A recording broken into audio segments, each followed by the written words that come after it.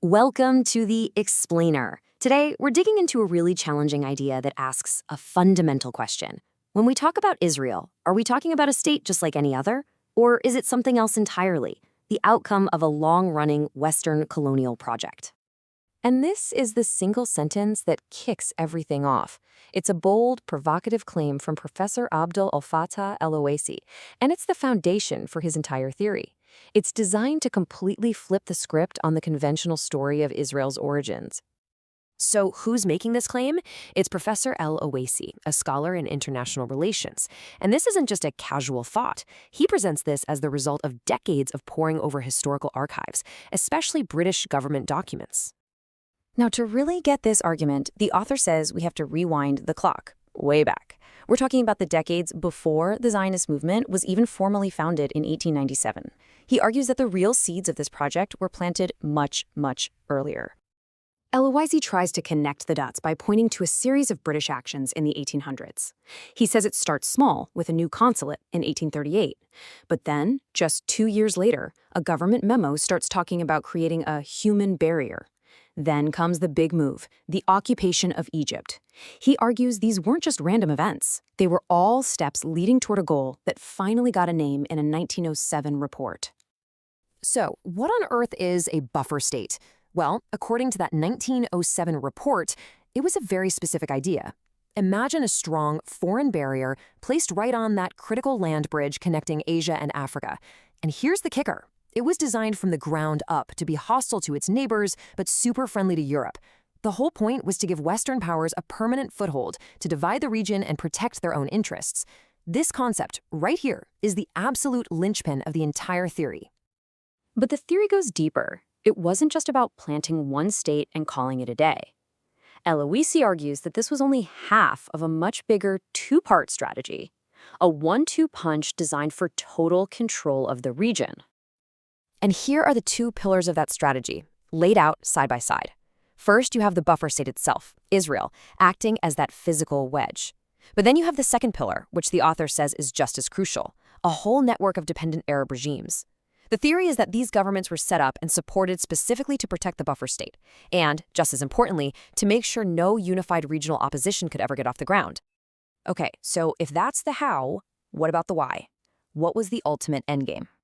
Well, the theory lays out 5 very clear, very specific strategic objectives that this whole massive project was supposedly built to achieve. You can almost see these as a set of dominoes. The first objective is job number 1, protect the buffer state at all costs. According to the theory, once that's secure, it allows for the second goal, keeping the whole region broken up into pieces. And that fragmentation, it's the key that unlocks the door to controlling the region's resources and making sure no rival power can ever rise to challenge the West. And the final piece? Suppress any popular uprisings that might threaten this whole setup. El-Owaisi claims this 5-point plan is still the playbook today. I know what you might be thinking. Okay, interesting history, but that was all 100 years ago, right?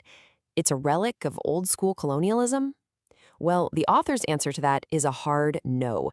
He points to statements from modern Western leaders as proof that, in his view, this project is alive and kicking. For instance, take this quote from 2008. We're 60 years after Israel's founding, and the British Prime Minister Gordon Brown isn't distancing himself from it. Instead, he's quoted calling it one of the greatest achievements of the century. That's a pretty strong statement. Now, fast forward almost another decade. It's the 100th anniversary of the Balfour Declaration, and a different Prime Minister, Theresa May, basically doubles down. She says Britain is proud of its role. According to the author, this shows a straight line, a clear continuity in how the British government sees its historical actions. And it's not just a British thing. El-Owaisi points out how other European leaders, like Spain's former PM Aznar, talk about Israel's survival as if the entire West's fate is tied to it. The argument being made here is that Israel is viewed as the West's first line of defense in the region. The theory then pivots to the United States, which it frames as the project's current guardian. And a key piece of evidence presented is this quote from Joe Biden way back in 1986. Notice the wording.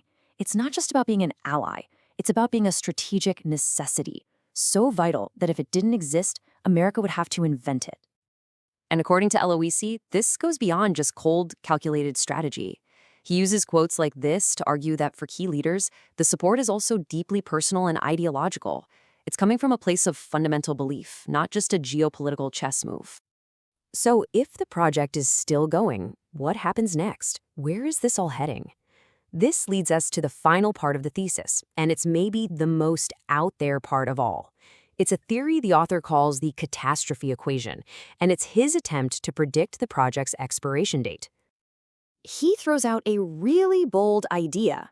What if Israel's strategic value to the West isn't permanent?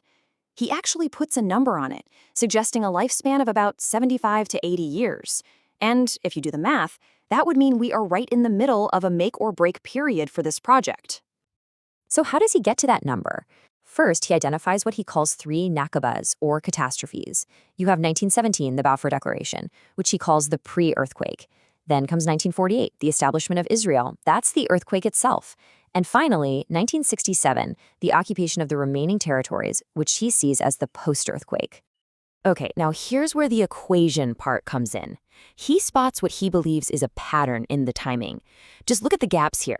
It's exactly 30 years between that first and second catastrophe. And then it's exactly 20 years between the second and the third. So you get this 30, then 20-year rhythm. And this is where it gets really interesting. Eloise argues this pattern keeps going, but with major events of resistance. Exactly 20 years after that 1967 catastrophe, you get the first intifada in 1987. Now, if the pattern holds, 20 years, then 30 years, what's 30 years after 1987? It brings you right to 2017, a year he flags as the beginning of a new, highly critical phase of escalating events. And that brings us to the final, looming question posed by this theory. Following this historical pattern, are the events we're seeing now, everything that's been escalating since 2017, are they the tremors before the next big one, an earthquake that, if the theory holds, could totally redraw the political map of the Middle East? It's a huge thought to leave you with.